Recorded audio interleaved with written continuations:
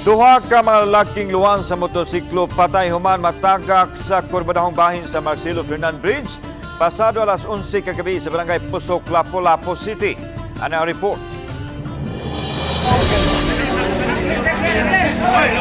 Sa video nga kuha ni Arman Paklipan Bahamonde, makita ang pagtabang sa mga personnel sa Lapu-Lapu City Disaster Risk Reduction and Management Office ni ining duha ka mga lalaki nga gikatahong natagak sa kurbadahong bahin sa Marcelo Fernan Bridge sa may ML Quezon Highway, habig sa Esquina Firing Range, Barangay Pusok. Mato ni Police Senior Master Sergeant Denny Singson, Desk Officer sa Police Station 5, nga gikan sa Mandawi sila si Jonard Alpas, 26 anyos, ug Bethoven Tobias, 23 anyos, padung sa Lapu-Lapu City, luwan sa usa ka motorsiklo, pasado alas 11 kagabi. Kusog ang ilang dagan ug pag-abot sa may kurbadahong bahin, habig na sa Barangay Pusok, kalit kini nga may break, hinungdan nga nangalabay ug nangatagak ang duha sa taytayan. Ikuha na sila, di aksog break siguro, di as gatir, giuntok, pag-break, kuha sa gatir, lalahos ni sila ang nga tao, pero ang motor nabili na sa bridge. Gawas nga kusog ang ilang dagan,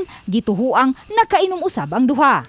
Kusog siguro niya, murag baho og kuan, alcohol. Nakainom. Oo, nakainom, pero abot ka di sa kuwawa, compare kayo. Matod sa mga sakop sa Police Station 5, kini na ang ikatulong susamang insidente nga nahitabo sa dapit. Busa pahimangno sa kapulisan ngadto sa mga motorista. So, pag driver motor o bisag unsang sakyanan, di lagi mo inom, di sa mag pakusog dagag maayo kay kanang binag nung bag-o pang padong diri sa kanang mga gianan nga wa kay la kaswito ba. Paglikay lagi suksesya. Sa pagkakutlo ning balita, wala pa'y mga kabanay nga mikuha sa patayng lawas nila ni Alpas ug Tobias nga naapa sa pagkakaron sa Lapu-Lapu City Hospital.